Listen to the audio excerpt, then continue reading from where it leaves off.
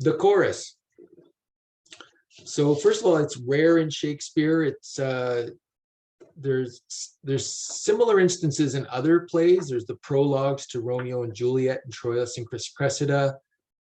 There's a character named Ancient Gower in Pericles who performs a type of prologue function. There's a rumor and epilogue at the beginning and the end of the second part of Henry IV.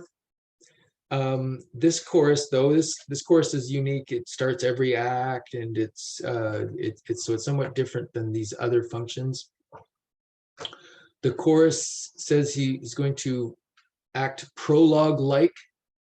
The nuntius is a theater term for a messenger, for Latin for nuntius, who reports actions taking place off stage. So it's a bit of that. It's a bit of a prologue function, bit of a messenger function, but somewhat different. Let's look at the first speech of the chorus.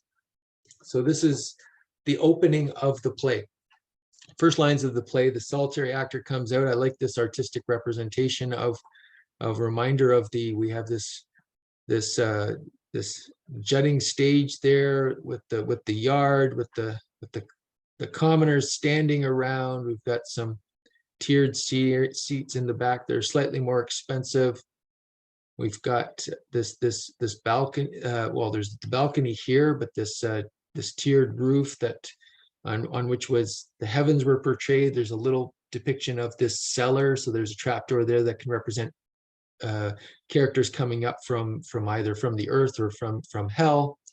So this character comes out, addresses the crowd as a chorus, and says, "Oh, for a muse of fire that would ascend the brightest heaven of invention, a kingdom for a stage, princes to act, and monarchs to behold the swelling scene.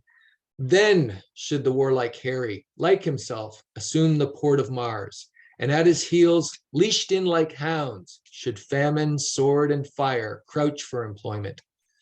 But pardon, gentles all, the flat, unraised spirits that hath dared on this unworthy scaffold to bring forth so great an object. Can this cockpit hold the vasty fields of France? Or may we cram within this wooden O the very casks that did affright the air at Agincourt? Oh, pardon, since a crooked figure may attest in little place a million, and let us, ciphers, to this great account, on your imaginary forces work. Suppose within the girdles of these walls are now confined two mighty monarchies, whose high upreared and abutting fronts the perilous narrow ocean parts asunder. Piece out our imperfections with your thoughts. Into 1,000 parts divide one man, and make imaginary puissance. Think when we talk of horses that you see them printing their proud hoofs in the receiving earth, for 'tis your thoughts that now must deck our kings, carry them here and there, jumping o'er times, turning the accomplishment of many years into an hourglass, for the which supply admit me chorus to this history, who prologue like your humble patience pray, gently to hear, kindly to judge our play." So this beginning chorus begins with a epic invocation of sorts. So he says, "Oh, for a muse of fire." So there's a lot of classical references in the play, and right off the bat, it has almost a Homeric tone to it, and it points to the world of classical epic also, as we'll see in terms of the warrior virtues that Henry wants to instill in his troops. He also notes that Harry would assume the port of Mars. So Mars, obviously the Roman version of Ares, the god of war. And the point of departure is that the chorus is a friend of Harry. He uses the diminutive Harry as opposed to the more formal Henry. So maybe the chorus is going to give us a privileged mode of access to Henry, since the chorus is able to call him Harry, so to speak. I'll also point out this notion of the wooden O, and we have a picture here of the restored Globe Theatre from the yard, and when looking up, you can see this wooden O. It's because it's made in this circular pattern, and it's open to the sky. It does have this feeling of being a wooden O, and a reminder of the line, can this cockpit hold the vasty fields of France? Or may we cram within this wooden O the very casques that did affright the air at Agincourt? So on the need for imagination, so I think the first speech is really important for a couple of reasons. Remember, we said one of the things that recurs in a lot of the works that we're looking at that deal with war is how war can't be represented, or that there's a whole, that the dimensions of war can't be represented, the deaths cannot be represented, that the experience of death and the experience of being so near death can't be represented, because it's not something that the living have lived through and are able to come back and tell us about. And here the chorus makes a big deal of that and says how, literally you can't bring forth the battle. But the stage, in a way, the point they want to make is that the stage is an empty space, and the wooden O in becomes kind of like this blank space, or a zero, a nothing that can be filled with whatever you want to put in, right? So the chorus is making a virtue out of this nothingness, that this place is nothing. It's just this little wooden O, but an O is like a zero. It's like a cipher that can represent millions, or it can be an empty space that your imagination fills. So a couple of other things that are connected with the wooden O in the speech is that it's like a cask, a barrel, like a cask of ale, let's say, is like a wooden O. And we have that, let's say, homophony with casque or helmet. So casque is the word used there for helmet. Can it bring forth the casques that did affright the air in Agincourt, but can it bring forth also these, can the wooden O be these barrels? And this notion of a cipher or crooked figure it represents, a zero that in its placement can multiply numbers, can create a million, as he says there. That's another way in which this wooden O becomes different figures, a cask, a barrel, a helmet, so something that will wear on your head, a zero or a cipher, and also this empty space for the imagination. Piece out our imperfections with your thoughts. I want to mention the unreliability of the chorus. So the chorus has the function of narrating and filling in the gaps and directing the audience's attention. But the chorus has a point of view, it seems. The chorus is pointing our attention to the greatness of Henry V's achievement, but there's a question of the reliability of the chorus. So, for instance, chorus to Act 2 opens by stating that honor's thought reigns solely in the breast of every man. Yet that chorus, so this is part of the prologue to Act 2 that's saying everybody's so gung-ho behind the war, except what's shown right after that are the drunks and thieves in Eastcheap who only want to go to war in order to make some money off it, not because they're so driven with honor seeking. And then it shows the conspiracy plot. So the action that's shown afterwards belies some of the high rhetoric of the chorus. There's also this question when we see the chorus to Act 3, which describes the fleet sailing to Harfleur, leaving England, quote, guarded with grandsires, babies, and old women. So it's basically saying that all the fighting age men have come from England and they're there.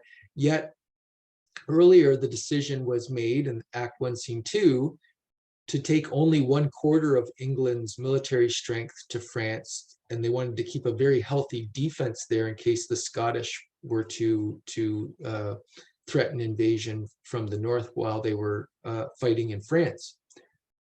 And then later, similarly, in at the eve of the Battle of Agincourt, emphasis is placed on the small numbers of forces. Remember, we said, oh, they've got 60,000, we've only got a few, and Westmoreland says, oh, I wish we had a few more. So the fact that they're greatly outnumbered, that they've only got a few people, is also emphasized. So again, the chorus mentioning that all of England has gone. Well, first of all of them are so ramped up for the war, and then all of them have sailed over. Both of those points seem to be belied by the actual action.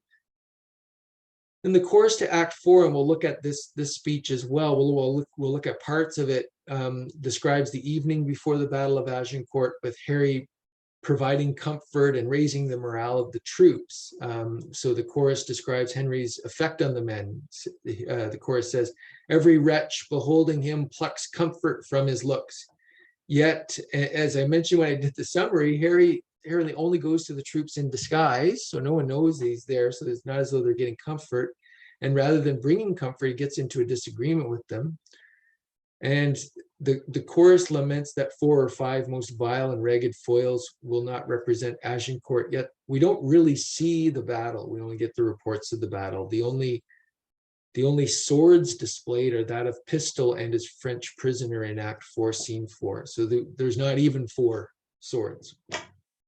So this is from the chorus of Act 4. "The poor condemned English, like sacrifices by their watchful fires, sit patiently and inly ruminate the morning's danger. And their gesture sad, investing lank lean cheeks and war-worn coats, presenteth them unto the gazing moon so many horrid ghosts.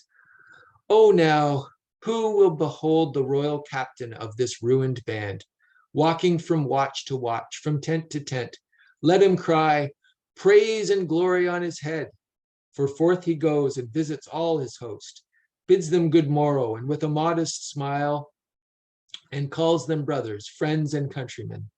Upon his royal face there is no note how dread an army hath enrounded him, nor doth he dedicate one jot of color unto the weary and all watched night." Excuse me. "But freshly looks and overbears a taint with cheerful semblance and sweet majesty, that every wretch, pining and pale before, beholding, plucks comfort from his looks. A largesse universal, like the sun, his liberal eye doth give to everyone, thawing cold fear that mean and gentle all behold, as may unworthiness define a little touch of Harry in the night. And so our scene must to the battle fly, where, oh, for pity, we shall much disgrace with 4 or 5 most vile and ragged foils, right ill disposed in brawl ridiculous, the name of Agincourt. Yet sit and see, minding true things by what their mockeries be." So that's the chorus to Act 4. And again, so we see the expectation that's set up there is belied by the actual action. So there's that question of the reliability of the chorus. So the chorus is, as I said, this seems to be one that wants to rouse us for the plays, for the action, for Henry V. The chorus wants us to see the play as a rousing affirmation of triumphant English nationalism, of the greatness of the cause, of the greatness of Henry V. And then when we actually see happening, in some ways is in tension with that. And so I'll just point out that, that the standard interpretation of the play for the longest time has been solely this interpretation that sees it as a celebration of an English triumph, not as at all as a self-questioning. For the longest time that had been, and it wasn't till late in the 20th century that this at all was questioned. And as Sharon Tyler reflects, quote, "For nearly 400 years, audiences have been seeing what is described rather than what is staged." So if one way, let's say, one way of taking a different view of the play is this questioning of the chorus. And what we'll get to next time, I'm going to end the lecture there, But what we'll get into next time is a bit more unpacking of this, what I would call the skeptical interpretation that calls into question this standard interpretation. Thank you very much.